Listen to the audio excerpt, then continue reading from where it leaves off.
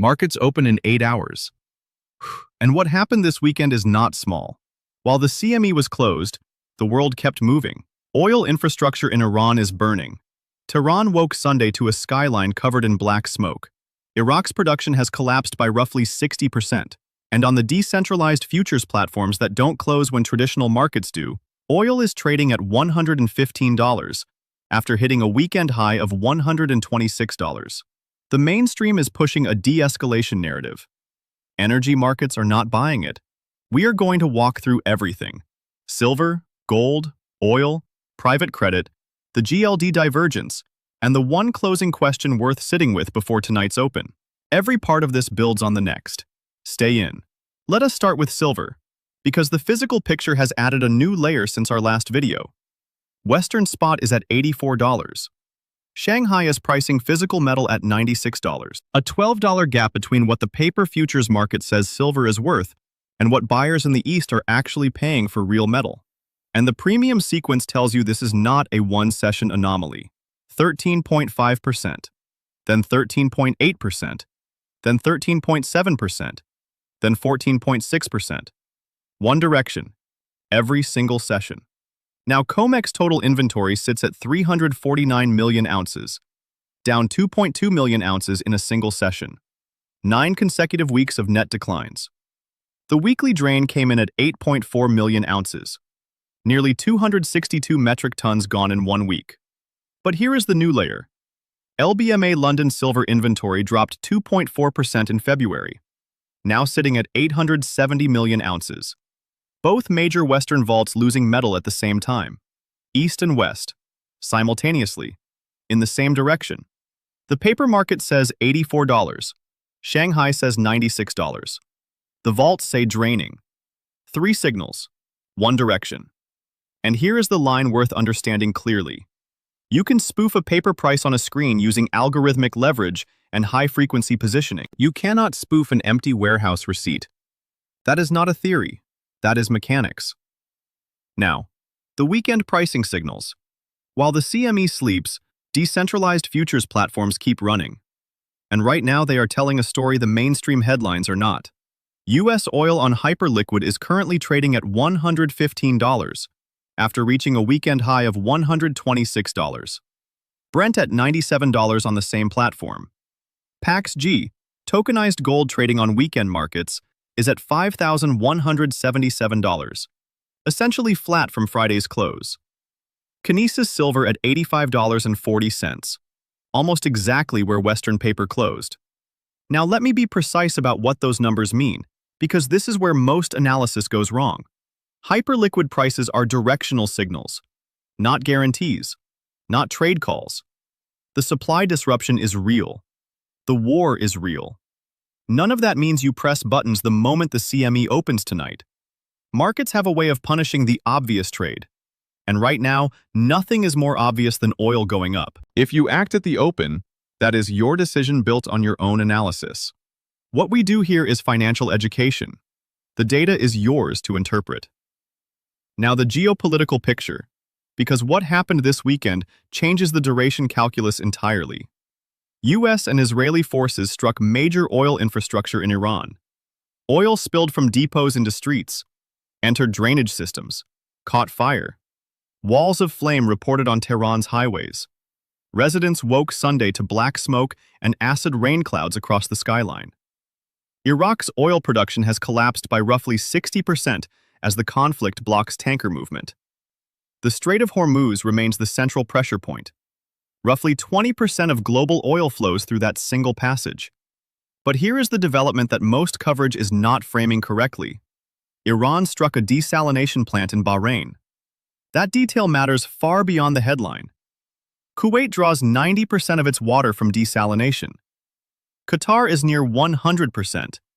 UAE and Saudi Arabia both above 70%. When water infrastructure becomes a battlefield target across a coastline, where every country is 70 to 100% dependent on that infrastructure for survival, the conflict has moved past missiles and military bases. This is infrastructure warfare. Iran's foreign minister warned that attacking infrastructure carries grave consequences, then proved the warning was real by hitting Bahrain's water supply. When energy systems, water systems, and shipping lanes all become simultaneous targets across the same geography, oil markets stop pricing supply and demand. They start pricing geopolitical survival. Saudi Aramco surged the most since April 2023 on Sunday. The story underneath that move is bigger than a stock price. Aramco fields came under drone attack this weekend. Minor damage at the Abqaiq site. But the Ras Tanura refinery, Saudi Arabia's largest, was forced to halt operations after last week's strike. Aramco is rerouting shipments through Red Sea facilities on Saudi Arabia's west coast to bypass the strait entirely. 8 supertankers already loaded this month, on pace for a record. Aramco also raised its April oil price for Asian buyers by the most since August 2022. Separately, intelligence reports, and we flag this as unverified, indicate U.S. and Israeli planning to send special forces into Iran to seize its nuclear stockpile. Roughly 450 kilograms of highly enriched uranium, enough material for approximately 10 nuclear weapons. If that operation moves forward, a ground incursion into Iranian territory is no longer a contingency. It becomes a stated objective that changes the entire duration calculus of this conflict. We flag the sourcing because our standard here is precision. Directional signal worth watching, not confirmed fact. South Korea is weighing an oil price cap for the first time since 1997, and the broader historical parallel is worth understanding, not to predict, but to frame. The last time energy markets looked structurally similar to this, people called it the 1970s. Supply shock. Inflation that rate policy could not touch because the root cause was supply disruption, not demand expansion. You cannot raise interest rates to put out a fire in an oil depot. You cannot raise rates to refill a draining silver vault. Dollar credibility came under maximum pressure during that decade. If you know what gold and silver did in that environment, you already understand what this historical parallel implies. There is also a strategic dimension worth sitting with.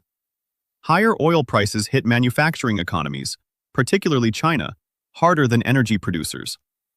Larger import bills, smaller trade surpluses, fewer exports. And oil priced in dollars means every importing nation must first acquire dollars to buy it. That is not an accident. That is architecture. Energy demand becomes dollar demand. In that framework, gold on sovereign balance sheets becomes a strategic asset, not just a store of value. A structurally higher gold price strengthens balance sheets in an over-leveraged world. Energy, gold, and geopolitics are not separate stories right now. They are the same story. Trump stated publicly, the war will continue for a little while, declined to project a timeline, and when pressed, said whatever it takes. 3 words that are not a de-escalation message. That is a war economy message. The U.S. has spent approximately $6 billion in the first week of this campaign alone.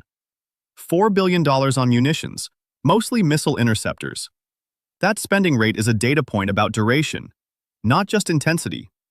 Iran has selected a new supreme leader and will announce the name soon. Israel immediately stated it will target every new leader Iran appoints. Iran declared it is prepared for full-scale war. These are not statements that de-escalate. These are statements of entrenchment. China stepped into the frame with formal language. Foreign Minister Wang Yi, speaking at the National People's Congress, said China stands ready to restore order, tranquility, and peace to the Middle East. That is not a diplomatic pleasantry. Iran is a key node in China's Belt and Road infrastructure. Middle Eastern oil flows primarily east. Beijing signaling strategic interest in the region's future architecture, at the exact moment the existing architecture is under maximum stress, is calculated positioning. Watch that carefully. The risk-asset picture connects directly to where capital is moving and where it is getting trapped. Over $190 billion wiped from the crypto market in 3 days. Bitcoin down over 8%. Ethereum nearly 10%. And that is on top of Friday's equity sell-off. The S&P, NASDAQ, Dow, and DAX all closed lower. $900 billion wiped from U.S. equities in a single session. Risk assets are pricing a prolonged conflict across the board. But here is the story getting almost no coverage, and it may be the most structurally significant development of the entire week. Private credit is cracking. BlackRock just limited withdrawals from its $26 billion HPS corporate lending fund After receiving $1.2 billion in withdrawal requests in a single quarter, they capped redemptions at 5% and blocked the rest. Blackstone's $82 billion fund hit record withdrawal requests in the same week and had to inject $400 million of its own capital just to cover exits. At Blue Owl, investors pulled 15.4% out of one fund in January alone. The firm was forced to sell $1.4 billion in loans to fund the payouts, and then permanently halted traditional redemptions at that fund entirely. Three of the largest alternative asset managers, same window, all hitting the wall. Howard Marks observed that cycles turn at the point of maximum complacency, when the risks feel most remote. 18 months ago, nobody was pricing illiquidity as a problem. The assumption was that capital could always move freely. Now 3 funds are blocking exits in the same week. The cycle does not announce itself, it just starts closing doors. When paper asset funds begin restricting exits, the capital that cannot leave starts looking for alternatives that do not have gates. Physical assets with no counterparty risk have historically been where that capital goes. Now gold, because the mainstream is not framing this correctly. GLD just recorded one of the largest weekly outflows in recent years. $4.2 billion left in a single week, at near all-time high prices. Someone is aggressively selling the paper, and the physical price is not following. Gold is still holding above $5,170, with that volume of selling hitting the tape. When paper sellers cannot move the price down despite record selling pressure, the structure underneath is not fragile. It is anchored. That divergence is the signal, not the outflow, not the headline. The fact that $4.2 billion of paper selling failed to move the physical price is what matters. And the structural story underneath gold connects directly to what we covered in our last video on silver. For the first time in decades, silver is no longer the #1 commodity by days to cover on the concentrated short position chart.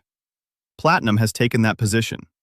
The big commercial traders that have historically been the most reliable source of selling pressure in silver futures have been aggressively covering short positions for 6 consecutive months. Positions 5 through 8 now hold their smallest short exposure on record. The paper mechanism that contained silver price discovery is losing structural capacity, at exactly the moment the physical drain is accelerating. Those two things happening simultaneously is not noise. The bear case is real, and we will always put it in front of you directly. Paper markets still dominate short-term price discovery. A ceasefire rumor, even an unconfirmed one, a DXY spike, or a coordinated algorithmic stop hunt can push silver down fast. Physical tightness means nothing to an algorithm running a stop hunt. Nothing. The data calendar this week is loaded. CPI Wednesday, GDP, PCE, and JOLTS all hitting Friday. Any one of those prints landing in the wrong direction hands paper sellers exactly the window they need. Inflation data dropping into an active oil supply shock is a particularly volatile combination, because the market will not know whether to price rate cuts or rate holds in the same session. Respect that short-term volatility is real. It does not care about your thesis. Here is what the complete picture shows heading into tonight's open. 9 consecutive weeks of COMEX vault drain. LBMA silver down 2.4% in February.